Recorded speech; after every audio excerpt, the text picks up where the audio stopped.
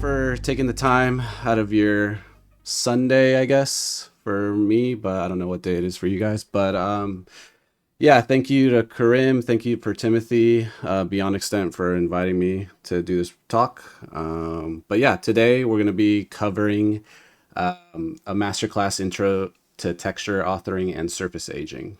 Um, the bulk of the presentation will be on my Cliff material. It's the latest one that I created, and you can kind of see it if you want to catch a few renders. But yeah, let's get started. So a little bit about myself. I've been in the industry for about 13 years now. I'm currently the lead material artist at PlayStation Studios Visual Arts. Throughout my career, I started as an intern at Sony Online Entertainment working on PlanetSide. After that, moved to Los Angeles and just essentially built my resume, working at different studios along the way, Kojima Productions, Infinity Ward, went into some mobile games at a certain point in my career, and then into MMOs as well. I would say the majority of my career has been at PlayStation. I'm about to reach my 5-year mark next month, so I think that's pretty cool. The last couple projects I've worked on have been the Last of Us series, Returnal.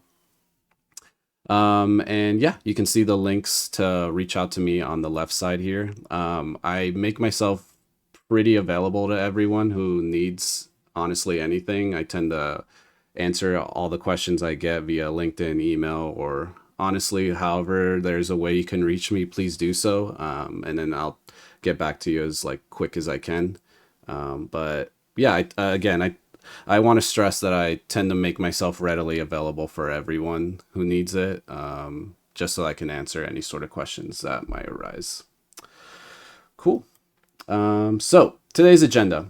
Today we're going to be exploring how to break down references, build efficient graphs, and use specific techniques to add wear and aging to your materials. I'm going to start off with a few slides that go over some theory and then move into the live demo and show these techniques in action.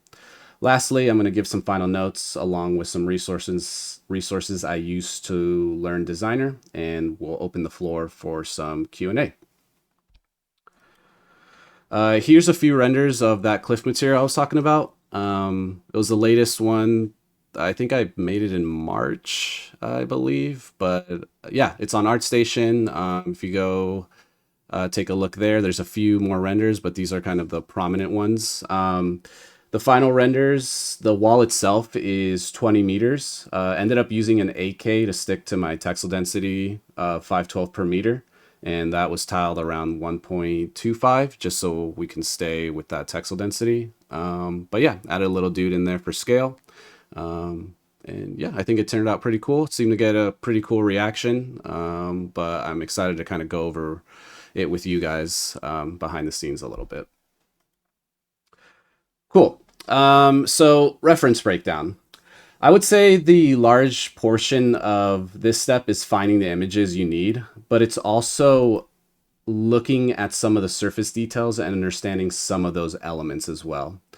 When I analyze reference images, I pay close attention to the small details, things like chipped edges, discoloration, and surface imperfections.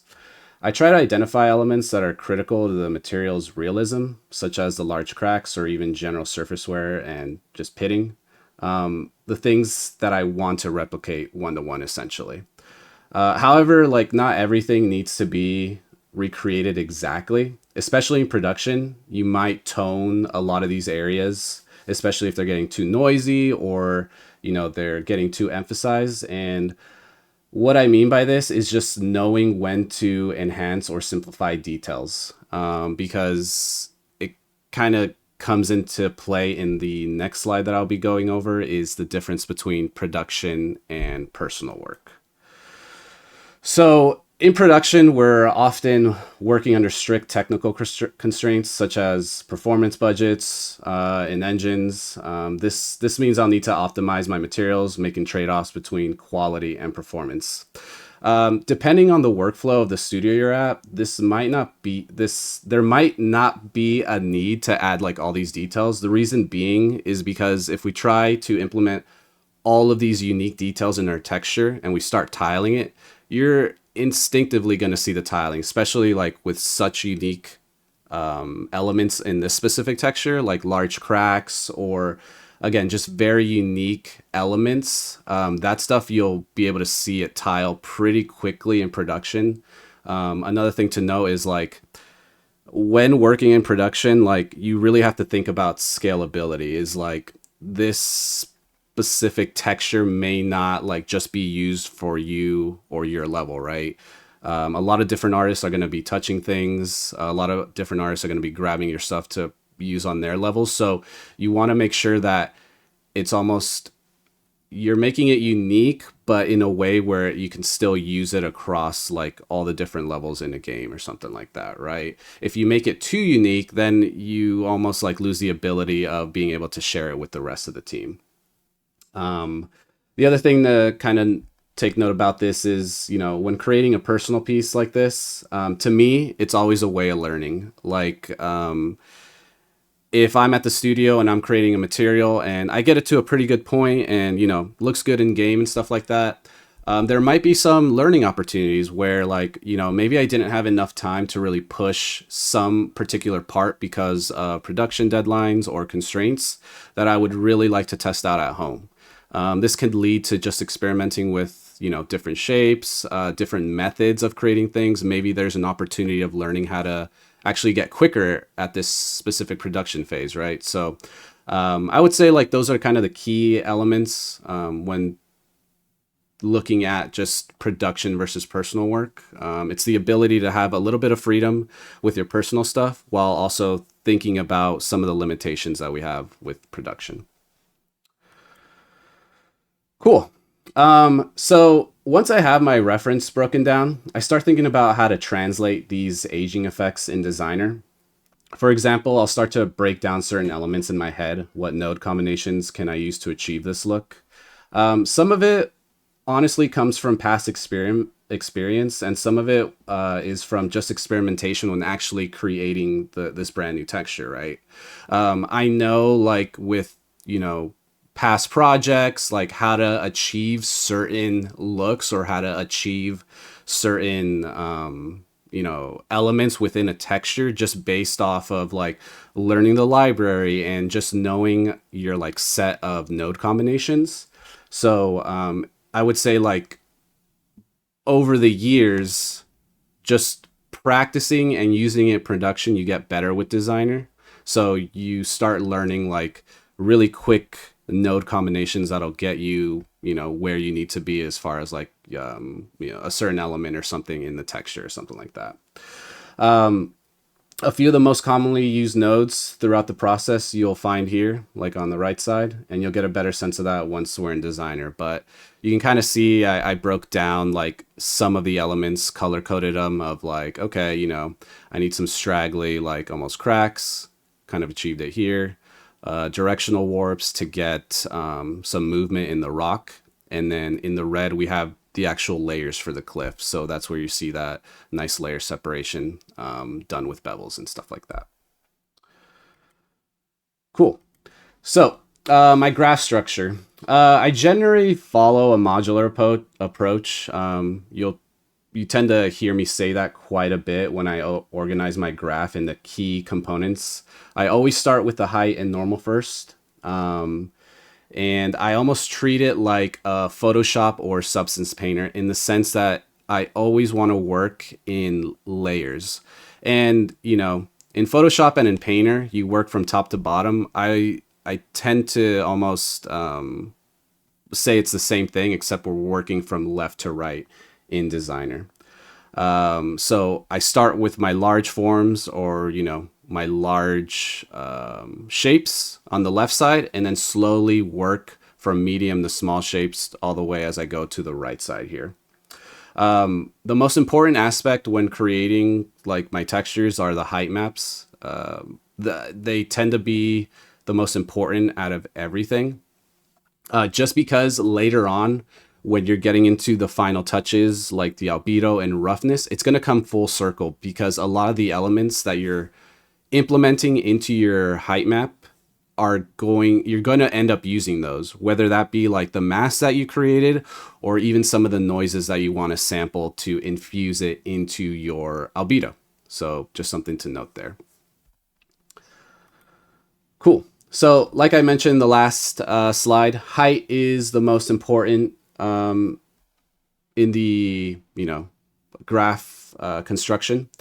It's going to dictate everything that we're doing, like with the other maps, like the albedo and the roughness. But this gives me the opportunity to essentially define the shape, right? Is this pattern working? Is it not?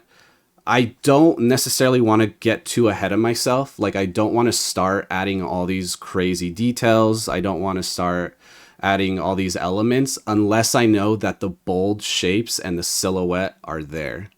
I almost treat this like a concepting phase where like I can pretty much see what's working and what's not working just by almost like just throwing stuff at the screen in terms of like I make my like graph pretty messy at this point just because I'm connecting stuff. I'm working so quickly just to almost get the main bold shapes. And it's also a nice way of getting feedback relatively quickly. Like as long as I have something that more or less illustrates the main shapes, I can then go to some of my friends or, just ask for any sort of feedback from wherever. So it's a nice way of, getting stuff to show while still having a little bit of freedom. And you're not really constrained to like, okay, this is what I have to go with. It's more so like a stage of experimentation, I would say, more than anything.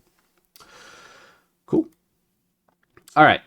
So in these next couple slides, I'll be going over just a few different combinations that I use the most within the graph itself. Directional warps are powerful when you need to add natural flow and directionality to a texture, such as when you're creating stone or any sort of like concrete surface. By controlling the direction of the warp, you can push materials into more dynamic and believable shapes. I use them to break up a lot of the monotony of the stock nodes inside of Designer. And what I mean by that is I tend to see like a lot of people just throwing on a noise and calling it a day. I always try to manipulate the stock nodes in any sort of way that I possibly can, just because it adds a little bit more uniqueness to my overall texture, right? I can actually add any sort of elements and manipulate them, and it'll feel completely different than just having to throw on some of these like general nodes. So again, it's something I always stress is like, it's not like one single node isn't going to get you the result you're looking for. The result you're looking for is going to come from layering all these different aspects together, right? So like, using one noise is great, but then there's opportunities of like, how can I break this noise even more so before implementing it into my graph? So yeah, just something to note there. Cool. Edge detects. So edge detect was used quite a bit when working on this material. It helped highlight the breaks on the rocky surface for the cliff. The edge node helped isolate areas where erosion or environmental factors would cause natural separation. So you can see that I essentially took some of the main bold shapes from the offset, and then I used that as a mask to get some of these edge like detects here to help accentuate some of those shapes. Like, yeah, you could kind of see it here in the original, but when we actually introduce those edge detects, it just helped push the overall shapes of these guys, and we can definitely see it a lot better than previous. So again, it's almost like I'm using it to accentuate a lot of these main forms that weren't there previously. Organic cracks. So that's another thing that was used quite a bit when creating this. Once I get into the actual graph, you'll see I end up using the same graph combination over and over again. Like it comes, honestly, it comes from just me working in production. Like because we're such on a, defined schedule, or we just need to be cranking out stuff at like a quicker pace, I don't necessarily like creating everything from scratch, especially if I can go earlier in the graph, or if there's another graph that I've made previously that I can just grab information from. Whether or not it be everything, it at least gives me a base to start out with. And even that just saves, a couple minutes, even a couple hours to try to figure out how to create specific shapes. So it's super important to like reuse as much as you can. I definitely stress that on my students. Like, don't try to reinvent the wheel, and don't try to waste your time like thinking like you have to create everything from scratch. It's all about reusability and scalability. So cool. Albedo creation. So this kind of comes full circle in a sense where, I mentioned that the height is going to dictate a lot of this information. You'll see in the graph that I actually go back all the way to the beginning of my graph and get a lot of the masking, get a lot of the different noises that I utilized in the height, and start implementing them into my color. So this helps to actually make it unified. And what I mean by that is that a lot of the elements that I added into the height map, I want to make sure that they come across in the albedo. I've seen so many instances of like a lot of detailing gets pushed into the height map, and a lot of people don't end up sampling some of those elements. Like there could be an instance of like you added some really cool like erosion, some cracks or something like that, but they use a completely different color method, or they just use a random mask that has no correlation to the height map. I think being able to connect both of those influences just a better overall texture, because we can see the different elements kind of being unionized within both the height, albedo, and the roughness together. So just something to note there. As far as like the general albedo creation for that, I tend to use a lot of dirts, leaks, and dust. Gradient nodes are going to be your best friend. I'll go over like the utility nodes that I like to include when I'm doing that stuff. So just something to note there. Cool. And then roughness. Roughness is kind of the one that comes towards the end. It's super important. I personally think it could either make or break your material, because, if you get to this point, you've got your height, you got your albedo all looking good. The roughness is really the thing that's going to dictate how this is going to react to the lighting, how it's going to react to just someone actually looking at it. Is it actually going to get the correct roughness response where someone is going to say like, okay, that is definitely rock, or, that is definitely shiny plastic, or whatever have you, right? Sometimes I've seen people create like these really great materials where like, oh man, so much awesome information in the albedo, in the height, but the roughness is kind of left ambiguous, where again, the connection point of taking all the elements from those separate maps aren't being correlated into the roughness map. So we get a sense of breakage there where things aren't really reading cohesively, and that might get people questioning like, hey, why is this not reading as rock? I can see it in the height and the albedo that like, this is definitely a rock texture, but for some reason, it's either too shiny or too flat or whatnot. So again, I'm stressing the correlation of like reusing a lot of what you did in the height and albedo to implement into your roughness is super, super important. Cool. So, yeah, that was my designer spiel. Let's actually jump into designer here, and we can talk a little bit more. Cool. All right. So here's the graph in its entirety. It's going to be a little daunting looking at this. It's a pretty big graph. I went ahead and noted everything and dictated it, and broke it down as much as I could. So one thing that I tell students when they're learning designer is when you open up a graph like this, it's like, yes, it is very daunting. And yes, it is also a thing of like the last person who opened it might have an understanding of it, right? But what you really have to do is almost break it down into smaller digestible sections. Once you have that, you'll get an instance of just better understanding with your overall, like, what's actually happening within the graph. If we, like when you're zoomed out like this, there's so much information, but then there's the opportunity of just like zooming into one specific section, and then let's just focus on this specific area for now, and then the larger shape will start to essentially just build up. Okay. So one thing I'm going to do with the overall graph is I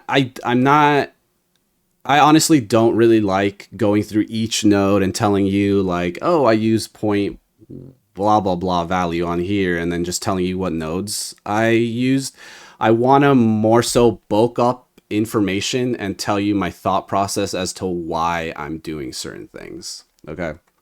So the actual graph itself started out with a basic shape. And you can see that here I just used a polygon and I added some gradients to it. The reason I added the gradients is because I started to want to get a little bit of directionality, right? So if we were to splatter this specific shape just all over the place, we're not going to get a lot of variation within the height map in terms of like just the way that certain shapes are being indented or even extruded out a little bit, right? So just by introducing a little bit of darker values and keeping some of the values higher on the peaks on the white, it's just going to help a little bit with the variation once I start tiling it. With that, I still add a little bit of noise and breakup, just a few pieces here and there, just to get a little bit more variation within the shape before I start tiling it here. And I think, let me actually see. I have another graph that I want to show, but let's kind of just continue on forward before actually showing that. Again, I'm going in and just adding a few more noises in here. Some crystals, some Perlin noise, some clouds. It's really up to you at this point how you want to manipulate your shape. Could I have just like, taken this node and tiled it? Yeah, absolutely. But it misses a little bit of that variation that I'm looking for, especially with something that's so organic. I knew that I needed to implement just a little bit of noise in here to break up the overall shape and get something that feels a little bit more craggly or rocky or just more of a broken up surface here. All right. And this is actually where I continue to add some surface noise, right? This tends to be a little bit of me experimenting, like how much do I need to add? How much do I need to take away? Just so that I can get the look that I'm going for. And here's where we're actually tiling it, okay?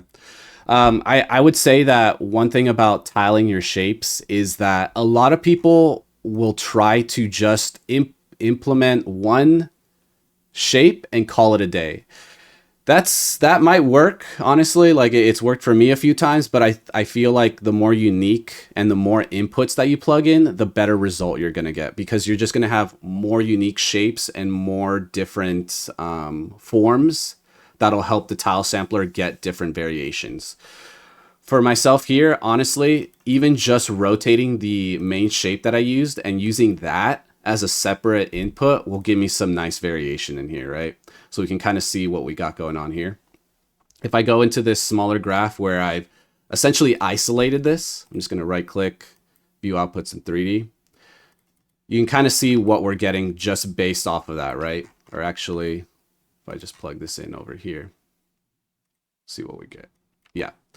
So this is those main forms that I'm talking about, right? They're relatively clean, it has all that information that I talked to you guys about, adding the Perlin noises, all those different noises, right? But we are missing something. They still feel relatively flat at this point. That is when I was like, okay, like the overall forms, the overall shapes are feeling pretty good, but I can definitely see an opportunity of like, I've gone ahead and implemented some noise to the singular shape. Now that I've tiled it, can I do that same technique over the larger shapes, over the larger forms, right? So that's what you see me doing here is towards the end here, I'm actually adding some noises. But before I get to that, I start implementing more and more shaping in here. Again, I mentioned that like, yeah, you could plug in this, tile sample it, tile it, and call it a day, but there was an opportunity of continuing to add more forms into this guy. And all I really did here was take that exact same technique where I'm just rotating or flipping or mirroring my existing texture and then just blending on top of each other, right? So we went from this to this. We're getting just, again, more overall forms here. This gives me the ability to control where this is happening. With this transform node, I can quickly move it to any specific spot where I want to. Whereas, you know, the tile sampler has some nice randomness to it, but I love being able to control where all that is happening. Again, I'm adding more forms here. And this is the exact same technique that I used previously here, but I'm just using a different shape. You know, I'm using, I think it was like a polygon with 5 sides here. Same gradient, same noises. I'm tiling it. So again, I'm really stressing here that I'm essentially doing the exact same techniques here, but just differently. I'm, you know, either changing the shape, changing the noises, and then blending that in to see what I get. And you can kind of see what we're getting here. They gravitate to those darker areas, and we're getting these almost like, we had all these square shapes, and now we're getting these almost circular pillowy shapes, which is really, really nice here. All right. And this is where that like directional noise starts coming in. I start breaking up with the different noises, moving it left to right. I start leveling it a little bit and continuing to implement a little bit more noises here. Okay. And that's what you were seeing in this graph. So if I go to view outputs in 3D, and if I plug this guy in here, we're essentially left with this result. So this is how this is essentially what I was getting at the very beginning of creating the graph. Let me go ahead and reduce some of this. So already we're getting, what's nice about this is that we almost have that rocky surface, and the natural elements of, you know, pushing those directional warps and the overall square shape of my starting shapes already start giving us some nice lines. So, you know, that helped me push the layering effect even more so. Okay.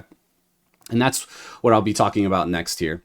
Throughout the graph, you're going to see this yellow template here. Anytime you see yellow within the graph, I'm essentially utilizing these layers throughout the graph. And when it comes to the layers, this was a bit ambiguous in terms of like, I didn't really know how many layers I wanted to add. It was kind of going back and forth between using the scale and texel density to like make sure I'm getting the right feel next to the scale dude, right?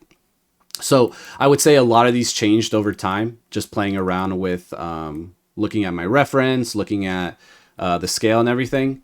So this, I basically just created a tile random and just get a little bit of random shaping, a little bit of horizontal shapes here. And with that, I wanted to include even more smaller ones. So I start going in and implementing like these smaller shapes and then running it through some warps to break it up and get it a little bit craggly here. Okay. With this, I went ahead and just used a directional warp on top of it. And you can already see where we're doing this to offset some stuff, right? So, you know, by having like the shapes here, okay, it looks pretty good, right? Like, you know, it looks okay, but I would love to start implementing some of those layers. So by using a directional warp and just pushing it to either the left or right, we're starting to get these like very subtle offsets that help break up the texture, but also starts giving us those separate layers. Okay. And like, this is okay, right? Like I get those natural layers, but I feel like it's missing the actual like larger forms. And when I mean the larger forms, I mean the actual edge detects.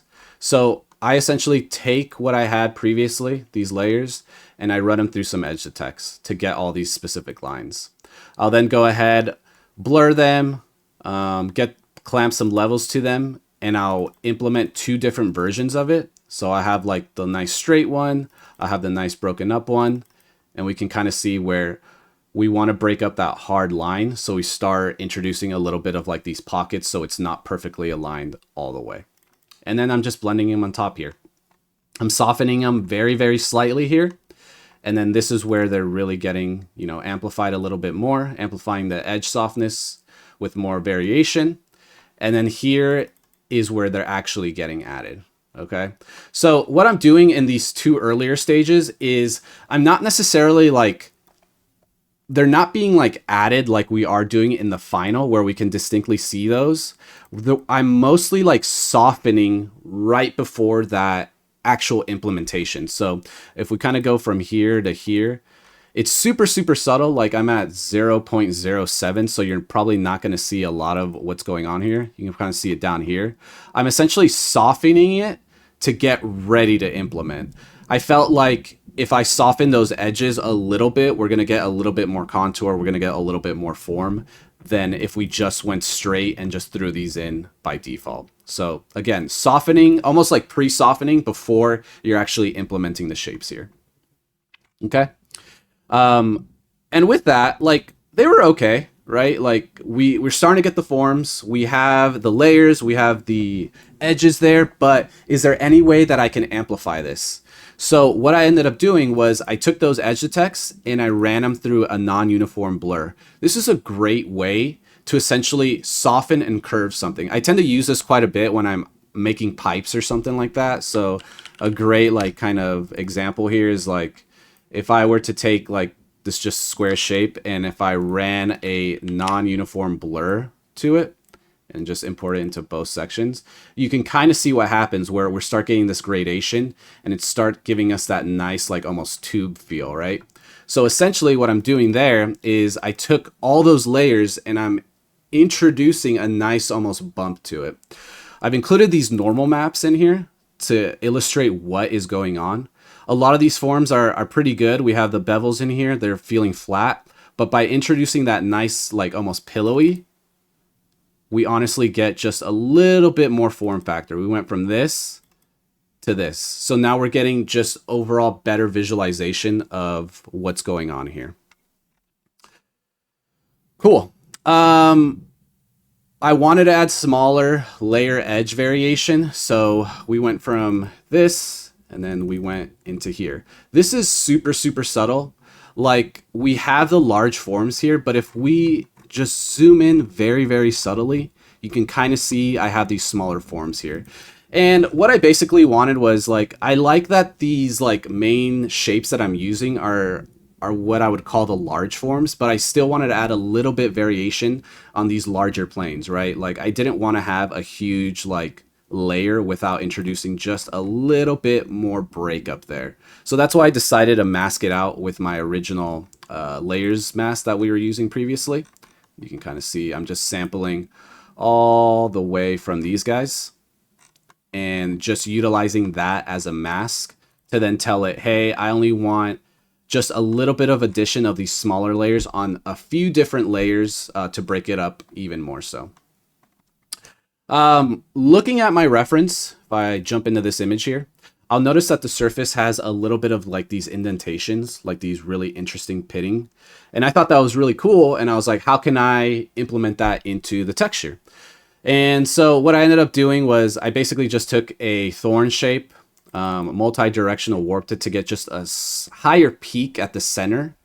And then I tile sampled it and, got a nice variation all over the place, right? These were cool, but again, I almost always try to break it up somehow with a noise or slope blur to break it up even more so.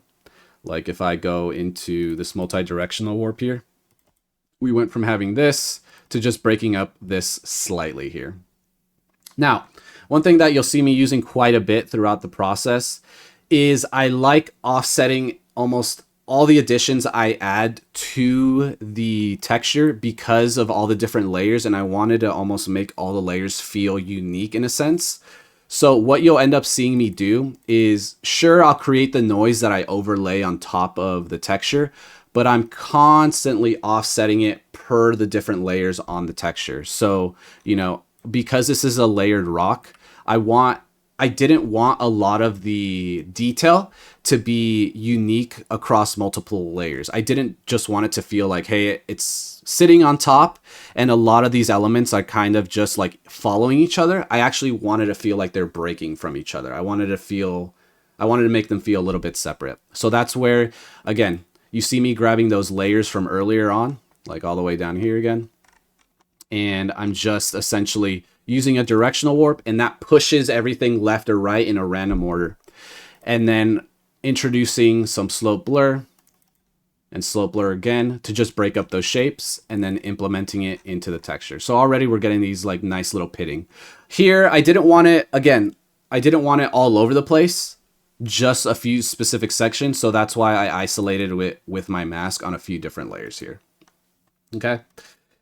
At this point, like, I feel the texture is looking pretty good, but I do feel like I'm losing, because we started leveling out some stuff earlier, I do feel like I'm losing some height variation into my layers. So I ended up taking those layers from earlier and then just kind of re-implementing them back into my texture here. So we go from this to this. Very, very subtle, but even those like subtle, like darker values are really going to help when you're, you know, utilizing tessellation or height information within your renders and stuff like that.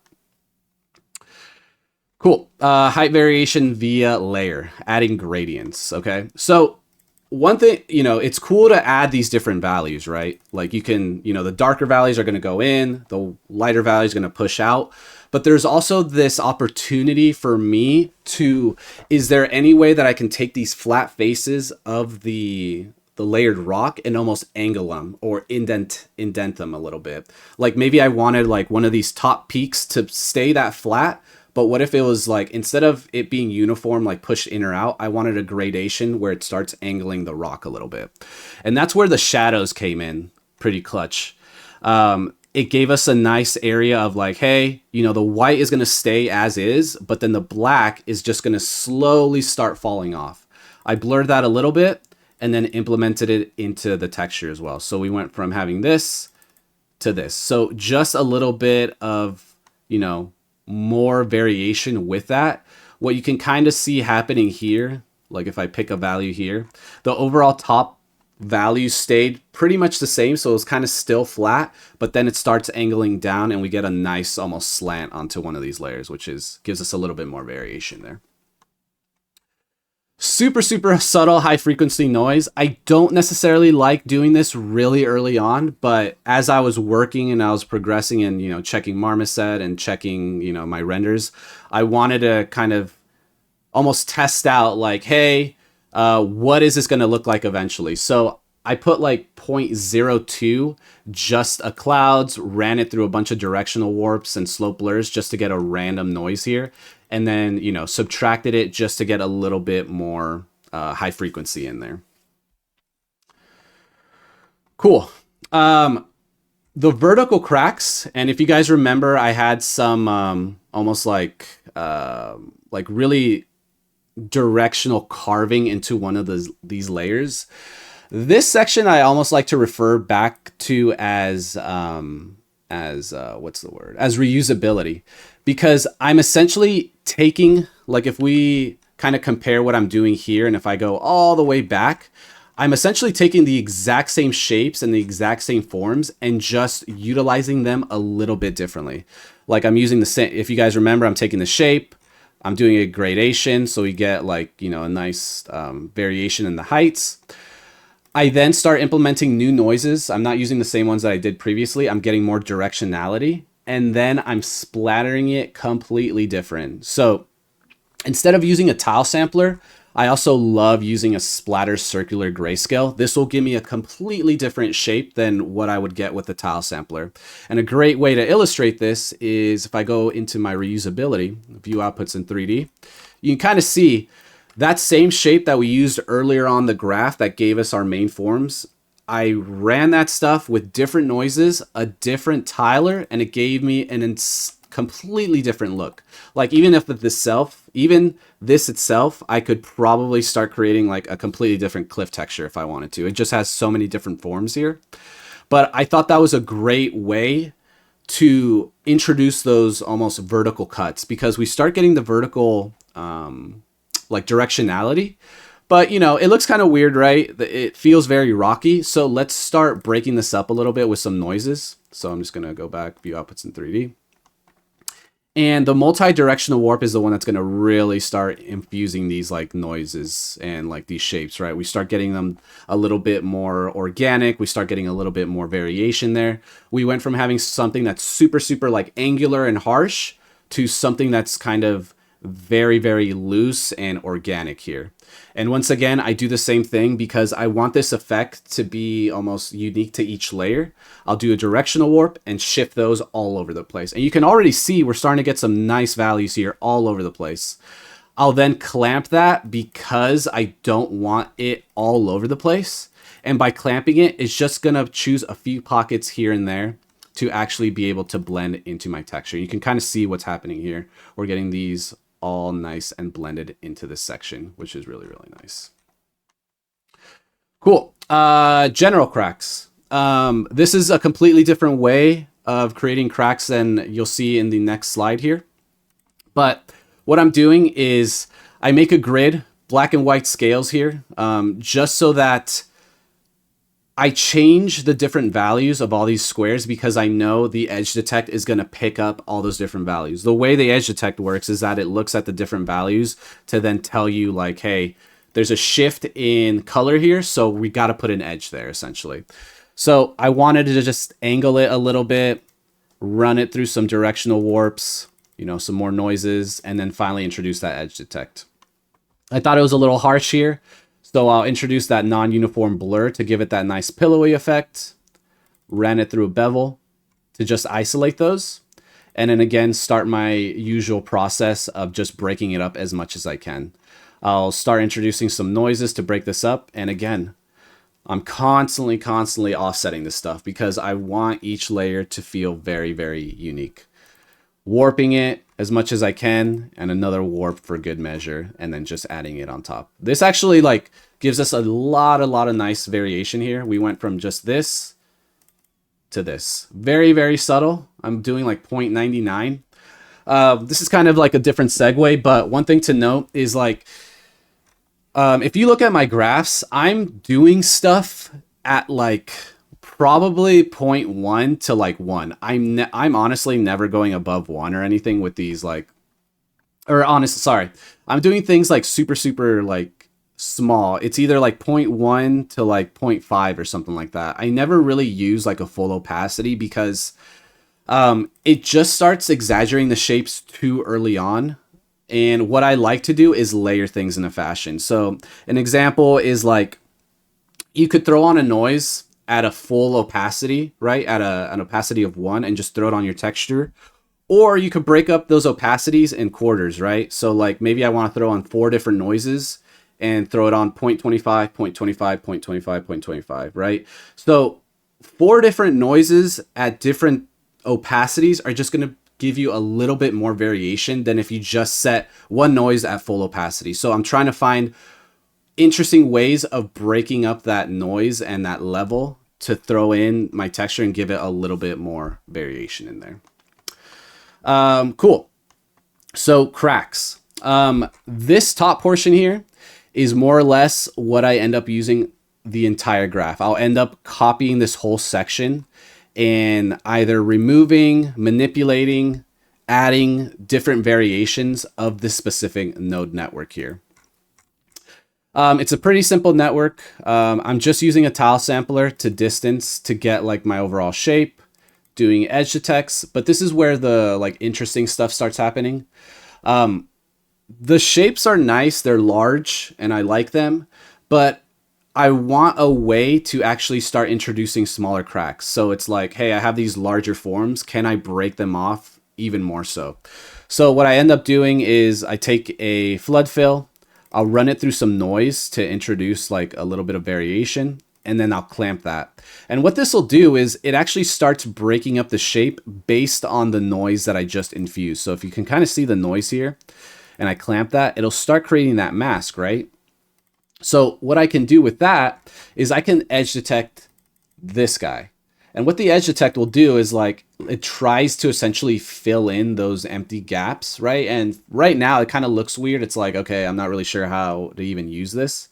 But if I mask those specific shapes out and then run an edge detect through them to just like keep these guys, and then implement them back into my original large shapes, what ends up happening is we start getting these smaller cracks in between the larger cracks. And this is really awesome because depending on the different noise that you use and the different range and histogram, you can actually get some pretty cool results with that. Like I just quickly lowered it, but you can kind of see them pushing and they almost stay on the large forms and not try to push in or out of those guys, which is really, really awesome. So, yep, here we blended both of those guys. And then I kind of run the exact same like treatment once more, where I'm taking what I already have. I ran it through the flood fill process, introducing some noise, doing that same process essentially, and then reinfusing them. So now we have a second layer of cracks here, right? So we went from having this to this, okay? So now we have, essentially, we broke up the larger forms twice. At this point, I'm going to go in and introduce a little bit of gradients from the flood fills and then start breaking it up even more so. So continuing on here, leveling it out, and then isolating these. So like up until this point, like I've gone ahead, added a bunch of variation with gradients, added some high pass grayscales, blurred them a little bit. And I ended up taking the original like flood fill mask and just utilizing it so I can isolate a few of these, because what I didn't want was I didn't want all these forms all over the texture. I just wanted to isolate a few of these cracks, and then I'm going to blend them on top of a second version of this, right? So this is, almost think of it as like, hey, this is like one layer of cracks, and then this is a second layer of cracks. So I'm essentially doing the exact same setup. You know, you can kind of see me doing the exact same like process here, where I'm doing flood fills, breaking it up, doing that exact same like you know, edge detect and threshold and stuff like that. But I just wanted a completely different look, and then I blended both of those together, right? So we get something that's kind of all random and sporadic. I'll do a multi warp grayscale just to give it a little bit more randomness. And let me actually go all the way to the end, because it looks like designer's taking a little bit to load here. See if it'll load the nodes here. Boom, boom, boom. I just want to see all the nodes loaded in the network here. Let me just go all the way back here. All right, cool. Yeah, so we took all these like new cracks, so it's made up of two different layers, and then I just offsetted them one more time, because again, I want each separate layer to feel a little bit differently. Okay, now here what we're getting is all these different like changes in the offsets, the pushing and pulling. It starts producing some subtle little artifacts, like you can kind of see these guys here a little bit. I tried mitigating that and fixing it slightly, because when I was testing out in Marmoset, I was getting some really, really weird stretching. So a lot of the stuff that you'll see me doing here is just me fixing a lot of those artifacts, so we get a nice clean read. So we went from having this guy to then infusing all those cracks, and we start getting these nice large shapes here. Again, really, really nice, getting all these like different forms. And I used the layers earlier on to essentially tell the layers like, hey, this should be blended a little bit higher, this should be blended a little bit lower. All right, I took that exact same crack mask, and then I just ran it through some blurs, some warps, and then blended it on top. So what this is giving me is that this is going to match what I was doing here. And what it's essentially doing is it's taking the cracks. I've kind of laid the cracks into the texture, but then I want some nice softening on top. I want it to get these like nice indentations, and it just overall softens where the actual cracks are being implemented, right? So they're not super harsh. We're getting a little bit almost of carving in there. And I just set it on multiply, so we get just a little bit of that information adding into the texture here. Again, fixing some artifacts that I saw in the normals. You can kind of see, I think I ended up fixing it like a little bit down here by kind of just illustrate the normal. There's like some really strange artifacts that I was getting when I was actually pushing this in the marmoset, in the test, in marmoset and tessellation and the height. So I'm always going in and fixing any super subtle things in there. And this is what, like, this kind of goes back to the production stuff in terms of like I'm being very nitpicky of like the tessellation and my rendering inside of marmoset, where like I don't want like stuff stretching or anything. This sort of like subtle like noise, I probably wouldn't like let it affect me too much in production, just because of all the different layers that I'll be adding eventually, in like, you know, either with vertex blending or masking. So the other thing to know is like a lot of engines, you might not end up using tessellation or displacement or something like that. So a lot of this stuff was mostly just me fixing errors that I saw in marmoset that would like make the renders kind of look a little bit not as good. So cool. Once again, I do have a lot of variation on these different layers, but I want to introduce some smaller layers here. So I basically took the layers from earlier on, if you guys remember, warped them a little bit, and then introduced some more variation in here. So we ended up going from something like this, right? We have these like large panes. We have this large pane. But then I started introducing these like smaller shapes in here. And again, just using the layer mask to tell it like how much should we blend on top of each other, okay? At this point, the texture itself is like, it's getting a little bit noisy. Again, it's kind of me looking at marmoset, all this different noise that we've implemented, all these different cracks, all these different like height variations. I wanted to almost level out and clamp a little bit. So I've gone ahead and leveled this out just to reduce the noise and just get a little bit more white value to get those like flatter shapes a little bit. I didn't do it too crazy. Like some things that were happening is like these large dark areas were almost getting pushed too much in my renders. And I just wanted to bring those up a little bit so they weren't like carving in so harshly. So that's what you see me doing here. And you can kind of see what's going on here, right? We go from this, where we're getting all these like really nice bold shapes, and they're great, except they start getting a little bit too like bubbly. They start getting a little bit too noisy, and then with this it just helps me flatten them out just slightly. Okay, once again I'm doing I say maybe because again this is kind of an experimentation phase. I wasn't sure if I was going to add these cracks in my original graph, but I ended up keeping them.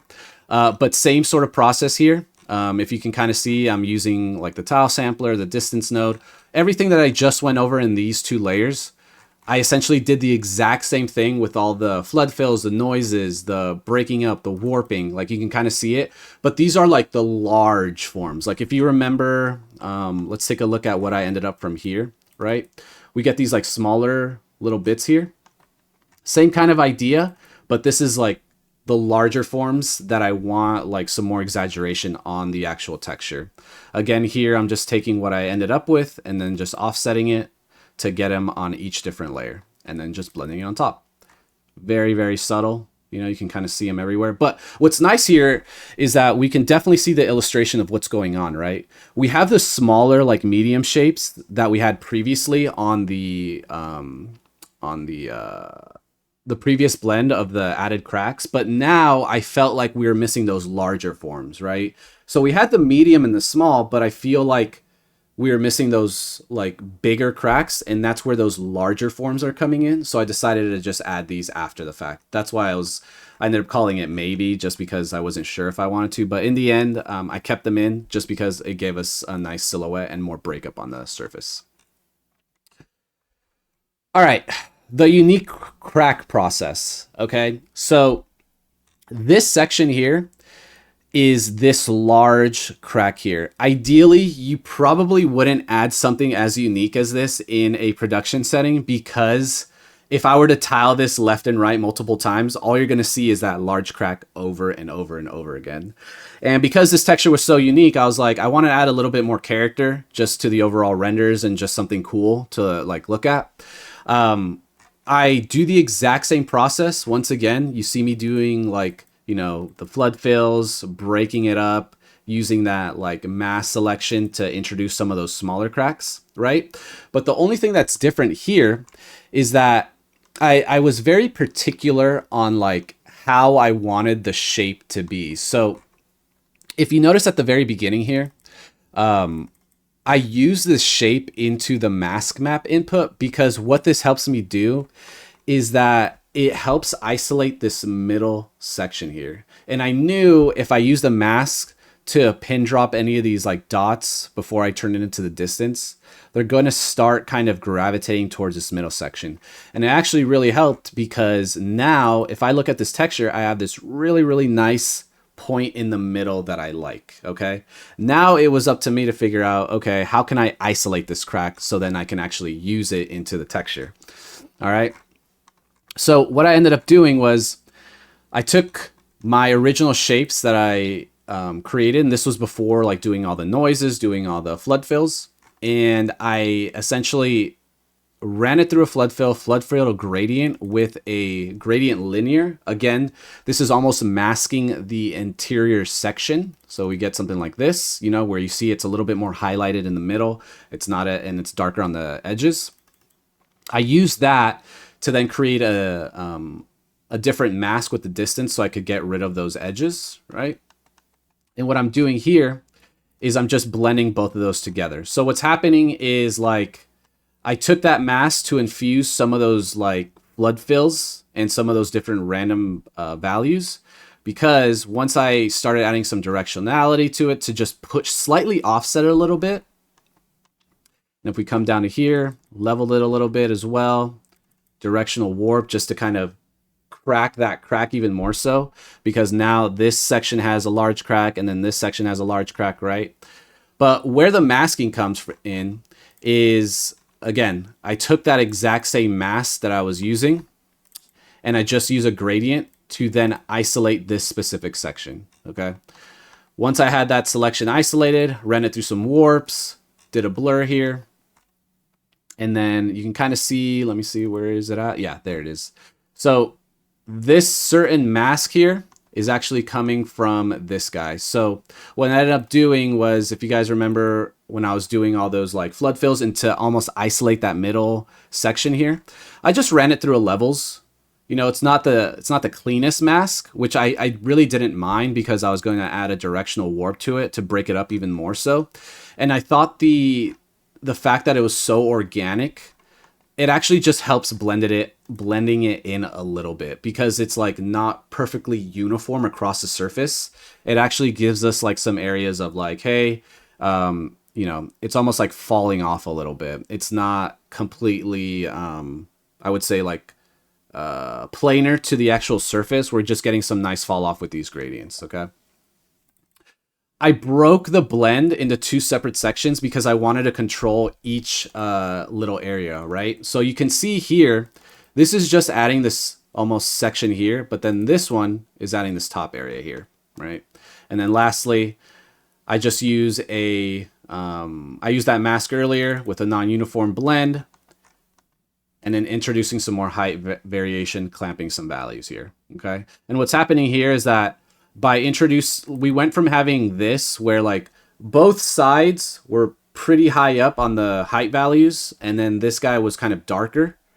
Once I brought this guy in, I almost leveled out this section. And this was more so because I was running into an issue of like, I didn't like how I almost wanted some variation in a sense. Like from the left to right, I wanted like one section to be a little bit higher and this almost fall off to like an angle, right? So we don't have like almost an exact same planar offset on our texture when we duplicate it like left or right or something like that. So cool. Let me see.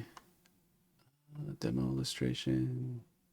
I think, where was I? Oh, yes. So I added this little section here because I wanted to illustrate what was going on. And this kind of correlates to me breaking up the blend into two sections. And you might be wondering, well, why didn't you just like blend in this into the main form, like just by itself, not breaking up those two sections? Well, what ended up happening was like all of this was pretty uniform. Whereas before I could essentially control this one and control this one separately. This just made it feel too uniform. Like the darkening on this area, I just wanted to bring it up a little bit. So that's why I broke this up into 2 sections here. Cool. Biggest height changes. Yes. Okay. So a lot of what you see in here is me essentially faking the idea of like the texture having more form than it does. So if you guys look at the renders, you see like sections of it being extremely extruded. Like it's almost to the point like, did I actually use a plane with tessellation to displace it, or is it actually extruded? This is where all that is happening. If we see here, like this is what we had to start with. And then once I start implementing these like larger values, you can see where, okay, now we're getting this whole uniform face to be a little bit flatter. We're going to implement some more darkening, and this is going to just push that area back a little bit. So what's happening is that this area is going to stay relatively like flat, and then this area is going to be pushed all the way back. So you can kind of see it in the final renders where the top section was like on almost on one plane, and the lower section was on another plane. And that's just me manipulating the height values to push those back as I need to. I thought it was cool, but it also gave me the ability to like honestly do another offset. Like now that I actually broke up the texture into 2 different planes, like, okay, I have this top section, I have this bottom section. It'd be cool if I can start manipulating the offset of the bottom section. Like maybe there's an opportunity of like, I want to, on the texture, there's another more interesting silhouette or interesting read. And by pushing it from, you know, having it here to then having it here, I just felt it gave me a way better read in the final renders. This was, again, experimentation. Like I just was like offsetting it, setting it to marmoset, taking a look at how it read, and then going from there. Small deliberate fixes. Again, this was artifacting. I was running into issues of, because these height values were being pushed so extreme, we're getting stretching, right? That happens quite a bit in instances of like when we're taking like really high values and trying to displace them. I wanted to just mitigate that a little bit by softening these areas, and you can kind of see where those areas are. It's like the tops and bottoms, and then that specific area of where that darker value and then where that wider value is. So that's me just trying to soften that a little bit. And here, very, very subtle. If you guys remember that same technique where I was using the gradients to kind of get a little bit of an angle on the layer, I basically just wanted to do that same effect on this specific section. So it almost looks like it's being angled a little bit right towards the bottom. So it's like you get the flat plane, but then it starts angling slightly. It's not completely in, it's just, it's in, but it's like slowly gradation into it. Okay. Now, because of all this changes into like the super, super intense like values, I lost a little bit in this guy, right? So what I ended up doing was I still wanted to introduce some of these values back. So I went from having this, I took my layers and then just re-inputted them into here, and then just getting some of these back, right? So we can have a little bit more variation to play. More artifacts, fixes, subtle blurs to compensate. These are like set on min darken. We can kind of see like, let me actually see, I'm using, they're probably super, super subtle here. Let's take a look. We went from having this to this, you know, we get like, we're getting like all this like super, super like harsh banding and stuff like that. And then I just softened it to get a little bit of cleaner read. And that helped the actual transition from that top layer to that bottom layer, right? This was getting a little bit too noisy. I was noticing that like the stretching of the displacement was getting just overkill. So really easy compensation was just blurring that. And yeah, it just helped with the overall like polygon stretching on that certain area. We start implementing the smaller noises here, right? Up until this point, we're just going ham on the large forms, the medium forms, all the things that, you know, we talked about in the PowerPoint, like where kind of the graph structure is utilizing the height map to bring in the large, medium, and then start with the smaller shapes. This whole section here is just me doing that.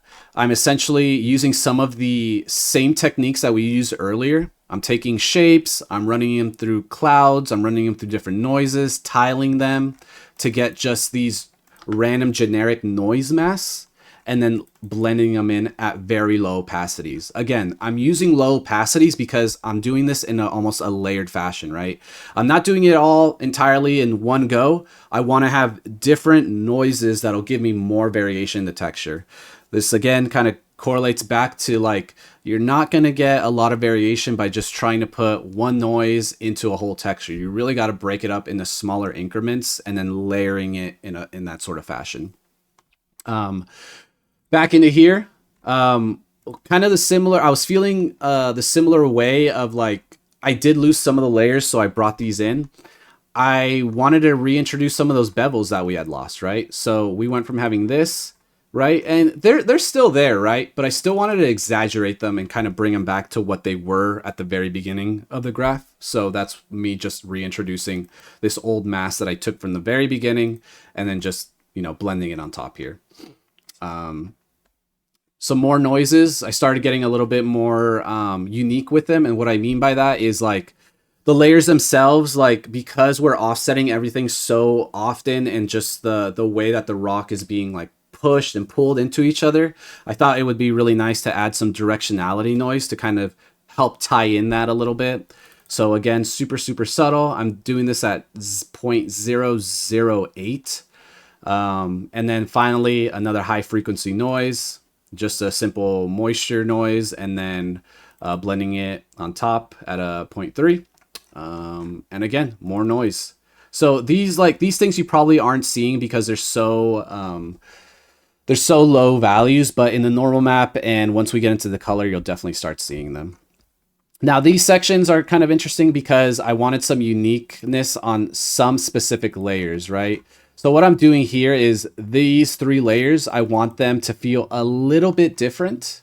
So that's why I've kind of isolated this specific section. I was like, okay, let's introduce some like noises that have not been a part of this general look up until this point. And I just want to apply them to this bottom area. Cool. Some more masking. You can kind of see here. This is kind of me, like these areas here is me like choosing specific layers like randomly and saying like, okay, is there any way to add more uniqueness to it? Like, can I push this layer back? Can I push this layer forward? Can I just isolate this layer and just add a specific noise? Again, trying to add more variation as much as I can into this. So here, like I called out this one, I blurred it, and then I blended it in. And you can see it's kind of just pushed back a little bit more than the rest of the layers. And it's just subtle things like that. That's going to give me more and more variation. One last high frequency noise, subtle surface grain. And then we're calling the height essentially done. All right. And we can kind of take a look at what we got for the albedo. All right. Let's see. Okay. So the albedo creation. You'll notice that I have a lot of these connecting points, and as I kind of start going through the creation process, I'm just sampling everything that I've just done in the height map. I'm just going back into certain sections, grabbing the connector and using it to plug into my albedo colors, okay? Now, one thing that I think is super important is the amount of noise that you're using in your height versus your albedo, okay? I'm sure a lot of you have run into this issue, okay? You want to start your albedo, you're ready to do all that stuff, and you plug it into a gradient map and you get this. We get these like insane, crazy banding, okay? The reason for this is when you have a nice smooth height map that has like fewer like sharp changes in between the values, like there are these large shapes and these large forms, the gradient map doesn't really know how to pick up those values, right? So what we're getting is like if we have a large, like, you know, looking at just our height map, it's looking at the value here and it's trying to correlate these values into these guys, right? Where we get like some of the most imperfections are like where we're starting to get these smaller you know, where we're starting to introduce more and more values in here, right? You'll notice because like we get such high value changes in here, we get the blacks, we get the whites, the grays. Here's probably the most interesting, and we're starting to get there in terms of like, hey, there's a lot of information in here, and the banding is actually getting smaller here versus like these larger forms, right? So what I like to do is I'll actually run my height through what I'd like to call almost like a utility node like setup. And the utility node setup is just 3 different nodes blended into each other to have for the gradient to have a little bit more information to pick and choose from, right? Okay. So what I'm doing here is I'm just using an ambient occlusion to highlight the crevices. The high pass grayscale is going to isolate some of the edging, some of the cracks. And then we have this get slope node. Now the get slope node is something I downloaded a long time ago from Substance. It wasn't Substance Source. It was like Substance Share, which is no longer around. But you can still find this node on like Google or something if you search. I think the artist ended up putting it up still. But what it does, it's almost like a cavity map. It highlights a lot of these like really large forms. It brings down those. It highlights the smaller areas and then brings down the larger forms essentially, right? So it's almost like highlighting the cracks, the different layers, all the super, super tiny noise that we added towards the end here, and then just amplifying it. And what I can do here is I'm going to take all 3 of these nodes and then get something like this, right? Now, we take a look at this that we're going to plug into a gradient map versus this, right? I just ended up duplicating this node. And just look at the difference, right? We're getting so much more noise into here. And thus part, the gradient is picking up way more information through all of these different noises. Whereas like if you just plugged in your height map as is, you're just going to get this large banding, right? Can you add noise at the very end of your height map? Yes, absolutely you can. The only issue is that like if you have it plugged into your height map and normal map, it's also going to be picked up by that. So I almost tend to isolate it and just say like, hey, I just want it on my albedo for now. Okay. So once I have all that blended in, this is kind of me experimenting. I'll start using if I go into my gradient editor, pick gradient, and little like eyedrop here, I'll start sampling either my my scan source for any sort of colors. I'll use reference images, whatever have you, to get a few variations that feel very unique to themselves, right? Like I try to stay pretty close to the colors from my reference, but I do give myself a little like freedom in terms of like what colors I want to choose. Okay, so this takes me a little bit, just like trying to find different gradient maps that'll get me different results. You can kind of see they're all relatively like different from each other, which is good because it'll give me the ability to really utilize these and kind of shift them to whatever I want. Okay. I'm going to adjust the gradients and I'm going to start blending them with each other. Okay, so here you can see me taking this one and then just blending it. And already it's got a good start, but we're just getting started, okay? There's some values that are still here. It's a little bit saturated, so I go ahead and then just desaturate a little bit. And I think what's really going to start helping amplify these colors are taking those original layers, running it through its own set of gradients so we get these like nice different color bands, and then blending that into itself. All right, so we're starting to get some like nice pockets of like, okay, each layer almost has like a different color to it. Okay, and then let's start utilizing some of those masks that I talked about inside of the PowerPoint, right? The ones I touched upon are ray trace shadows, dirt, and dust. Okay, you're gonna see me throughout this graph that I absolutely love ray trace shadows. I use it so much, and funny thing about that is that this was the first time that I really utilized it in my workflow. I didn't really use it too much previously, and this was me experimenting with it, and I thought it came out with some really, really awesome results. So if I go into here, right, this is what we're left off is, or this is what we're currently left with.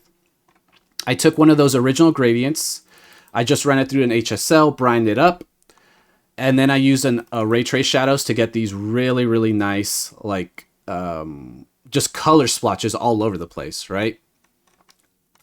If we look at our ray trace shadows, the mask, and then we just leveled it to get some clamping, and there we go. We get all this nice color. So I think this is like the beginning of like you really defying a lot of the shapes, because like here we sort of get the values there, we sort of get the different layers, but the shadows are really going to help amplify it, and it's just going to get better from there because I start utilizing the dirt here to kind of get some of those different colors in the crevices. I'll start again using another ray trace shadows, and it's honestly, I'm not doing anything crazy. It's just the mask. It's just my color that I'm using, and then just blending it on top. And already we're getting some really, really awesome results. Once again, another ray trace shadows here. Ray trace shadows, or what is this? Oh, I inverted a grayscale of a ray trace shadows and another ray trace shadows. So really, really like so quick to get this like manipulation, your color. And like, what was this done in like 1, 2, 3, 4, 5 different nodes? But what this kind of illustrates is that same process of like, you're not going to get a really cool color map with just one node. Layer stuff on, layer stuff on, layer stuff on. Make sure all these masks have different things that you're like gravitating to, that you're like wanting to almost make unique and so forth. So really, really nice here. I wanted to contrast up the crevices. So just got a dust node here, and then just set it on subtract. So we get a little bit of darkening, just slightly. And then another thing that I wanted is I wanted some just general layers, right? And this is one of those instances where like I kind of break my own rule of like, hey, try to follow as much as your height information, right? This one was more so just me taking the existing layers, right? Transforming it, squashing it down, running it through some noises, and just introducing a little bit more layers into here. So we went from this to this, right? So we start getting a little bit more banding, and I thought it just helped accentuate more so of that layered effect. All right. Storytelling. I wanted to add some cool splotches of calcium on the unique crack, right? I wanted to kind of play with that narrative of like the crack is pretty much like got some moisture on there. Maybe like, there was some water deposits, some mineral deposits. I just wanted to infuse a little bit more color into it. So up until this point, I was using a lot of warm colors, but then I introduced some blue colors in here. Very, very subtle. I didn't want it to go too crazy. And then I just honestly pushed that same effect with some random splotching on the rest of the texture. And to get that initial, initial blue on just the actual crack, once again, my favorite node, ray trace shadows.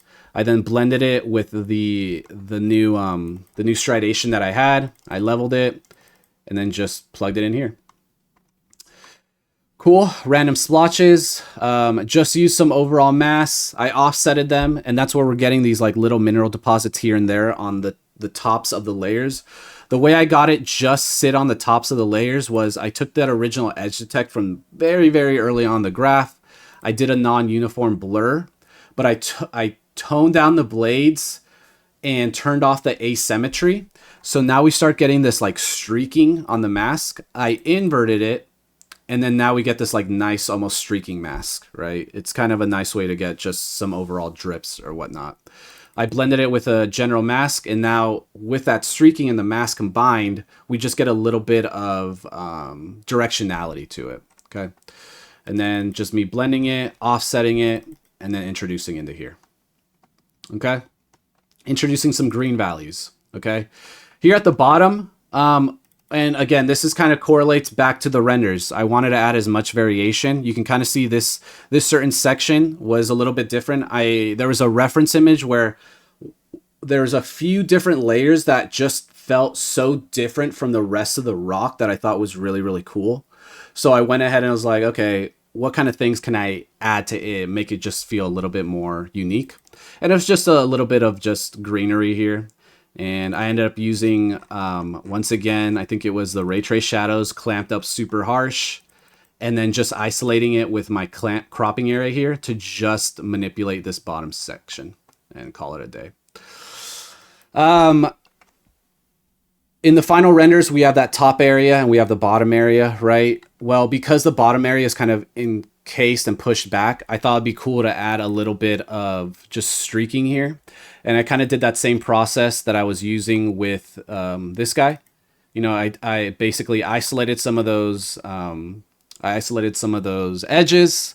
I ran it through some levels, I ran it through that non-uniform blur levels, and now we get this nice streak mask, and then leveled that, and then introduced it into here. The one thing about this is that it was cool, but I lost like so much information. I mean, you can kind of see here, you know, we lose a lot of this really nice rocky surface. By introducing that, we kind of almost overburden it.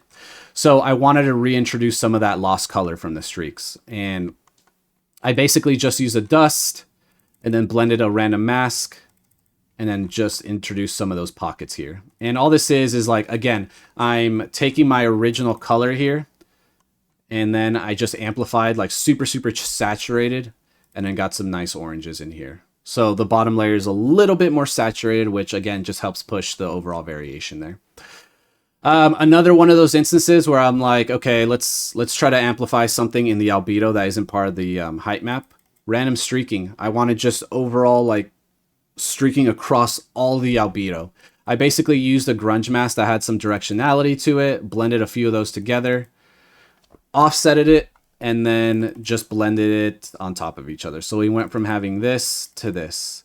And the color matches pretty well because all I basically did was I took where my texture was at the time, the albedo, brined it up slightly, used this mask, and now everything is still matching, but we just get these nice streaking with a higher value of my overall albedo. So it's still technically matching everything that I've done. I just, you know, use a different mask to kind of get that effect. Time to introduce that wet mask, wet steak mask. It was supposed to read wet streak mask. So if we go all the way back to, if you guys remember when I created the overall large crack here, the idea of actually creating a mask to introduce like some wetness there was actually an afterthought. This wasn't something I was planning. So I had to go all the way back and introduce these new setups, right? So I had to find a way to like, hey, I have this mask. Can I run it through some of those same techniques? Run it through like that non-directional to get that streaking, run it through some noises, and then just clamped it with like some of the masks that I used to actually implement it into the texture. And I just used that to pretty much bring it in all the way to the right, to the end of the albedo. And there we go. We got that nice darkening there, this nice damp look to it. And there we go. For the final albedo, I'll always end up using a levels at the very end, just to like do a slight like, you know, curve edit. If I think it's like too saturated, if I think it's too dark, I just bring up the value slightly. This is kind of ambiguous. It really depends. Sometimes like I tend to lower it a little bit. Sometimes I don't want it to be used to like completely change the texture. It's more so just very minuscule edits that can compensate like any sort of lighting I'm doing in Marmoset, or, you know, any sort of like maybe the HDRI is contributing to the overall look of the texture, which I don't want. Like I'll go ahead and just do very subtle edits here. Continue to play on that narrative. You'll notice that I have some graffiti here, and even on ArtStation, there's a certain render that has a huge, I have a huge graffiti on top that you'll see here. I wanted to add just a little bit more character, and there was a reference image of like, I don't know if you guys ever gone hiking or on hiking trails. There's usually a lot of tagging happening. Like people tag up like large rocks to like really secluded like hiking trails. So I thought it'd be really cool to add just a little bit of graffiti. Now this one was pretty large. These are all, by the way, these are all mega scans. I didn't create these in Designer. This was just an extra way of just quickly adding a nice little, a nice little technique, or not technique, a nice little like storytelling to the texture, right? But I also didn't want it to like overpower like all the albedo work that I did here. So I actually created two variations, one that just kept the smaller little bit here. Everyone kind of like looked at it as a nice little touch. And then this one was kind of the more bold render here. Okay. Lastly, all that stuff being said, I add a curvature at the very, very end and a sharpen just to give it a little bit more form there and call it a day. So we go from like having this here. Let me actually look at this guy. Yep. And then we just plug this guy in, right? This is our nice curvature cavity. And then we get this. So we went from having this. You can kind of see like here, some of these forms get like just pushed a little bit. They're almost like getting these nice recessed areas. Some of these nice highlights are being formed from that cavity. They're just pushing the overall shape. So I like throwing a nice little curvature at the end. It's just using the normal map, running it through a gradient map, and then just blend it on top of our albedo. Okay, lastly, the roughness. The roughness, honestly, comes... This is kind of all full circle, right? We've taken all the masks. We've taken all the information from the height. We've implemented it into the albedo, but now it's time to actually implement it into the roughness.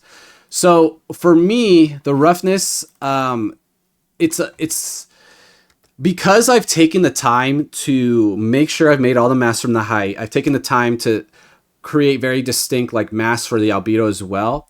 It kind of comes second nature, the highway, in terms of like, to start off, I will take my albedo and I'll just grayscale convert it, okay? This is not going to get like, this should not be your final roughness. What this will give you is a good starting point of like, okay, like some areas are actually reading the way that they are supposed to, right? Some areas are really, really like high values, so they're less reflective. Some are really dark value. Like it actually just ended up working out that because that water leaks are like a darker value, and when I grayscale converted it, it was giving me these nice black values, which in turn is like super, super shiny, right? But there are some areas that just were not working. Like for some reason, this area was darker, and that's just because, like, if you guys remember, in the color, I added that green, so it's just going to darken, right? So it's the responsibility of all these different masks to then manipulate this grayscale conversion to match all the new stuff that we've added in the albedo. So if we kind of see here, I'm basically just clamping some of these values here and then just reintroducing them and leveling it as I go. I'll end up using a lot of those same ray trace shadows because I used it so much, and then infusing the grayscale roughness to give me those values that I'm looking for. So again, you can kind of just see me doing this over and over again. I tend to use white value to subtract to kind of get these different grayscale values. Sometimes I end up doing that. Sometimes I'll just use a uniform color with like a grayscale value and then mess with the opacity on a regular blend node. It's just really how I'm like kind of feeling as I'm going through it. But it's relatively like a simpler process because, again, I have all the information from my albedo, and I'm just sort of, introducing the grayscale values to compensate all the decisions that I made in the albedo. I'll then throw levels at the end, similar to what I did in the albedo. And then lastly, add any sort of unique elements. So in this case, it was the streaking, the wetness, and just throwing it on top and then calling it a day. But yeah, that pretty much covers the entire graph. Okay. Let me jump back into my PowerPoint real quick so we can kind of jump into this last slide here, and let me just switch over. Oh man, let me just jump into this guy. Okay. So some final thoughts. Unlocking substance. All right. I've been using substance for about professionally for probably almost like half of my career, right? Early on, it was a steep learning curve, but the things that I felt were super, super helpful is just Substance in general. Now, that being said, like the Substance YouTube page, the Substance like documentation are some of my favorite things to look at. But like one thing to know is like it's really good to understand what the nodes do. Okay, like I know a lot of people really want to like know node combinations that'll do a certain effect. It's really nice to know what they do as in a simpler form of just a node by itself. Because I think learning the library and learning each specific node is going to be the most beneficial thing. Like for me, like I feel like I'm still learning new nodes in the library. Like even this was the case. Like that ray trace shadows, that was something new that I had never used before, and I wanted to try it out. They constantly keep updating the library, so it's always like nice to like really push yourself to try and learn these new nodes. And another thing is like using your coworkers, using other artists that you look up to, and just seeing what kind of node combinations they're using. Like a lot of us, we tend to get the same result with different node combinations. So it's always interesting to see other artists and whatnot. Community platforms, Beyond Extent, Polycount, ArtStation, different Discord channels. Like they're a great learning resource, especially for Substance enthusiasts, like how to create certain shapes, how to get certain looks. And yeah, I mentioned the YouTube channels. Adobe's a great one. NVIDIA's a great one. CG, Vinny, and Wes, they're great. They basically work for Adobe, and where they make great tutorials on how to achieve certain looks and stuff like that. And I've learned a lot of great stuff from them. And also, honestly, other artists, all your favorite artists that you might find on ArtStation. I'm constantly learning from my coworkers, constantly learning from other artists, downloading their SBSs, taking a look, and seeing what other people provide. So, yeah. And then lastly, questions.